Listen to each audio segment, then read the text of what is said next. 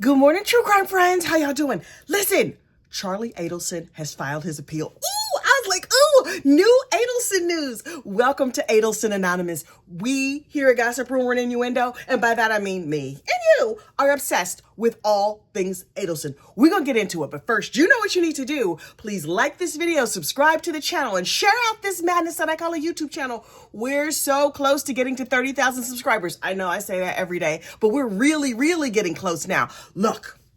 Let's talk Charlie Adelson. First of all, in case you don't know, Charles Adelson, son of Donna Adelson, was convicted 2 years ago in the unfortunate unaliving of his brother-in-law, right? Now, he didn't do the wet works. He wasn't out there with the pew-pew doing stuff. He got together with this girl, and then the girl talked to her baby daddy, and the baby daddy with his friend went and did the wet works. I have an entire Charlie Adelson playlist. It's in the description box of this video. Go on down there and check out all things Adelson. In the meantime, Charlie got convicted, which you probably surmised. Otherwise, why would there be appeal? Okay. So on the immediate heels of Charlie's conviction, he talked to his lawyer, Daniel Rashbaum, and he was just like, Mom, we found this out in phone calls, right? His phone calls from jail.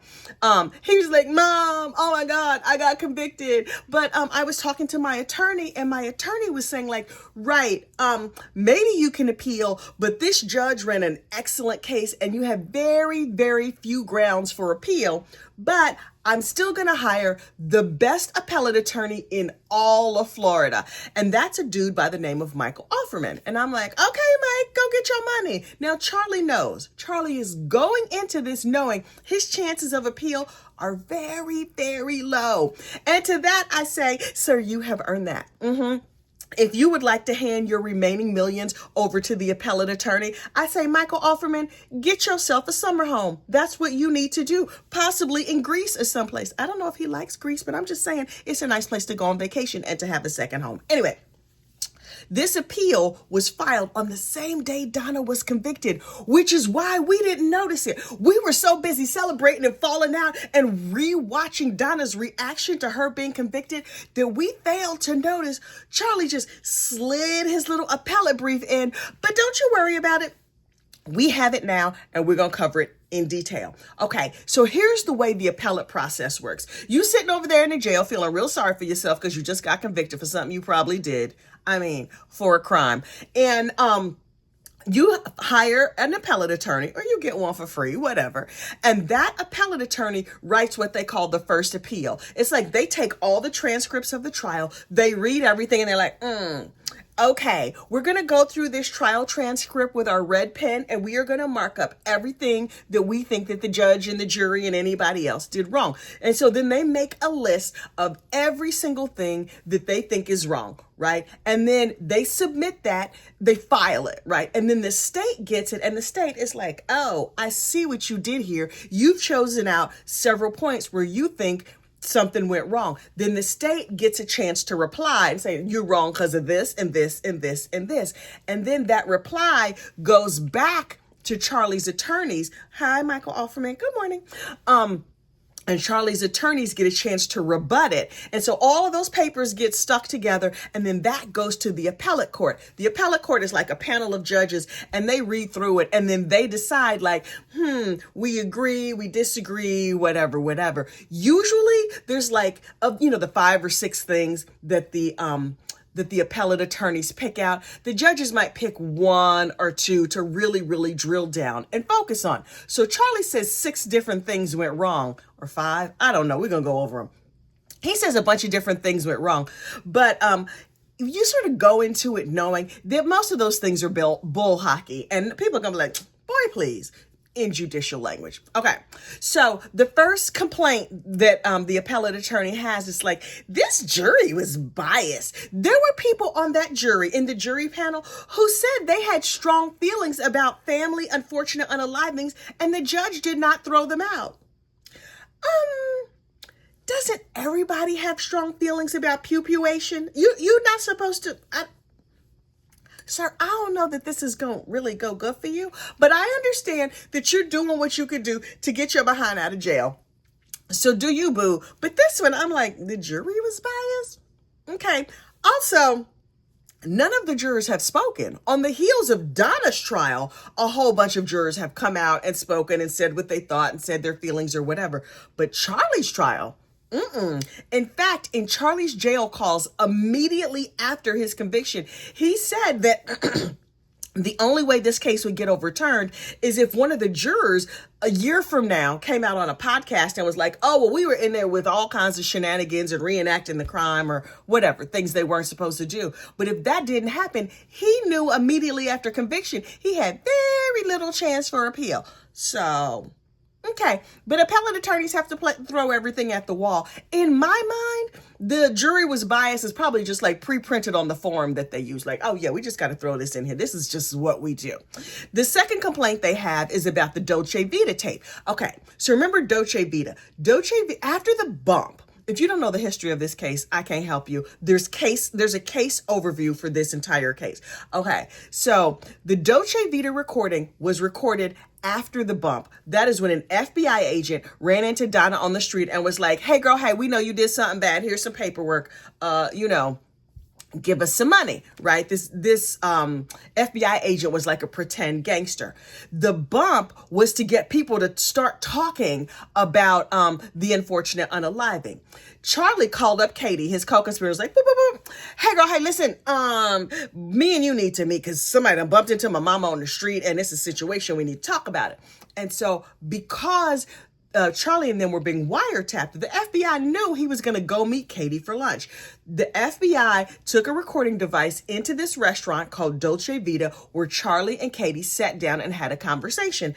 And the conversation was recorded. The problem is that it was a crowded restaurant at lunchtime. So you have dishes clanging and babies crying and people talking and food and all this other things. And initially when the Dolce Vita recording was made, you could hear like Charlie, who is a loud talker. Oh, I know a little something about that life. Charlie was talking real loud, but Katie was talking really low. And there was all this background noise. So it was hard to make out.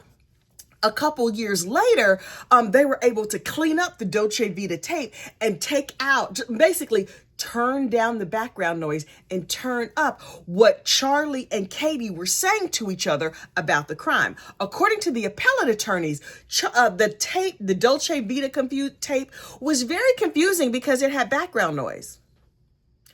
Didn't we know that going in?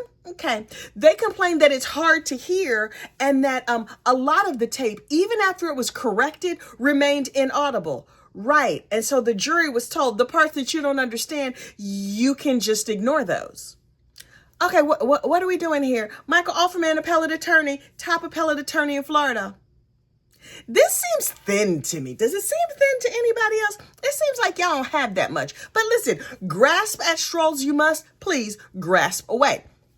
Complaint number 3 was about jail informants. Now, here's the thing. In Charlie's case, there were no jail informants. Charlie, reportedly, allegedly, did not go running his mouth to a bunch of people over there in the jail. Charlie's mama, Donna, was the one down there going, girl, I did it, but it went too far. And she was yapping to all the jail informants.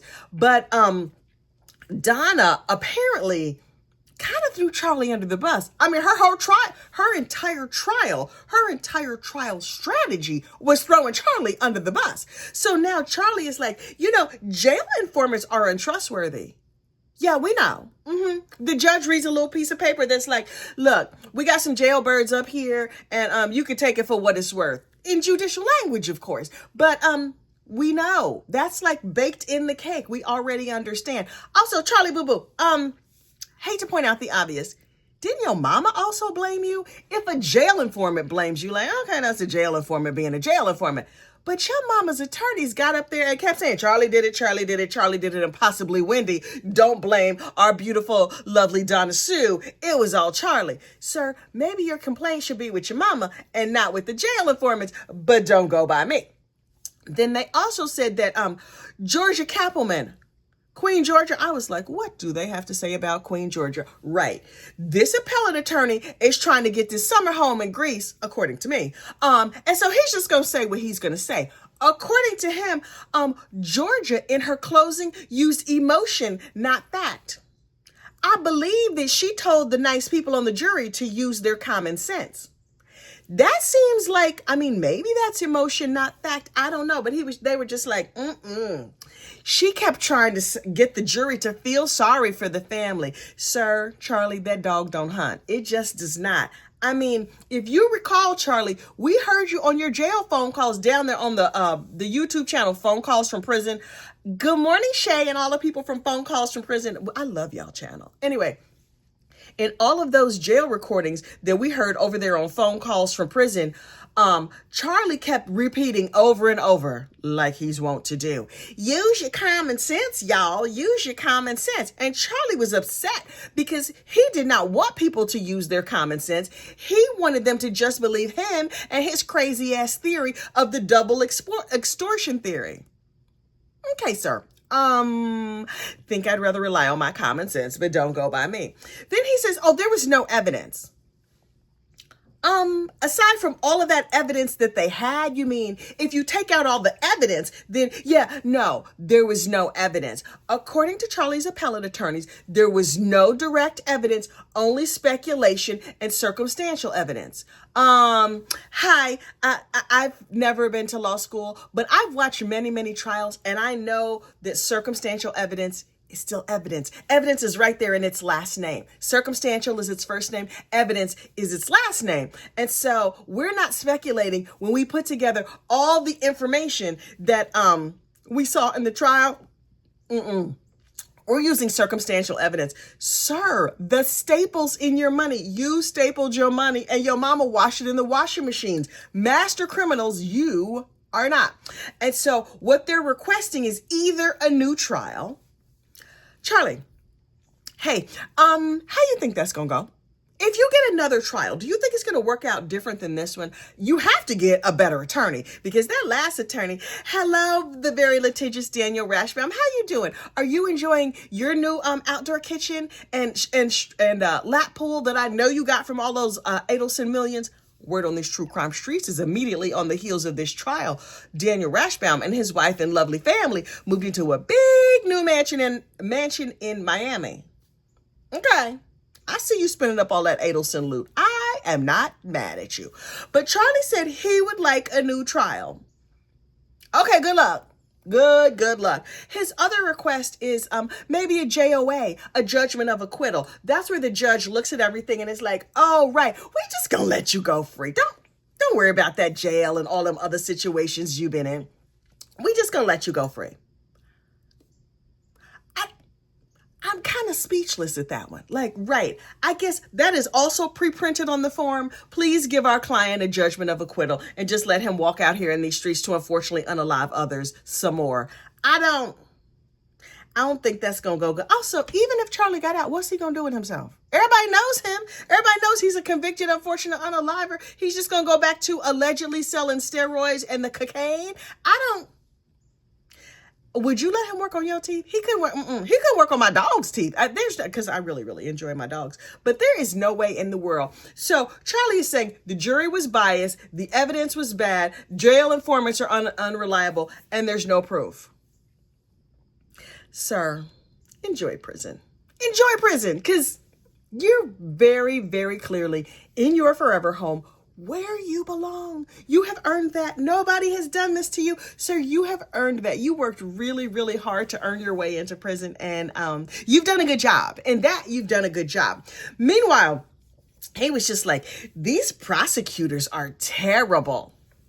You mean prosecutor of the year, Georgia Cappleman? That prosecutor, that's the one that you say is terrible. Wow, that's fascinating. And Sarah Catherine Dugan, isn't she supposed to be like a judge any minute now? She's up for a judgeship.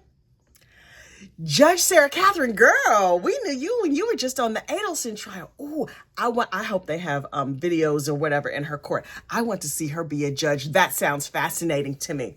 Also, I would be remiss if I did not address Charlie Adelson's jail meltdown. Now, listen, during the course of Donna Adelson's trial, Charlie was moved from Idaho to Wawa. He's living out there in, Big Sky country, because the Latin King said they was going to beat him up. And so he was just like, oh, I'm scared. He not built for jail. They moved him out west. And so to keep him safe, away from a Latin King, they moved him to Aryan Nation country. Good luck. Good luck, Jewish man. That's going to go real good for you. I can tell. Anyway. So he's out there, but for his mother's trial, in case he might testify, they had to move him back to Florida. So while he was in Florida, he received an injury. No, not from the Aladdin Kings. One of the jail guards opened a door and it hit his toe. And he was cussing up a blue streak and calling people racially insensitive names and just being a terrible person in general. Charlie, we knew that you were a morally reprehensible human being, but the things that you reportedly said, it's not good. Oh, he was cussing and fussing and calling people out their names. He even called somebody the N-word. Sir, you are not a rapper. That is not a thing. So he was very upset that the little piggy that went to market got injured, not the one who stayed home. But his big toe has an owie on it. And he was very sad, and they took a picture of it. But also, he was walking around jail with no shoes on. He's lucky that all he got was a bruised big toe. I would imagine your whole toe might fall off. No shoes in prison. Sir, how the mighty have fallen. You used to be driving around in a Ferrari with a plate that says Maestro. Now you over here barefoot in prison.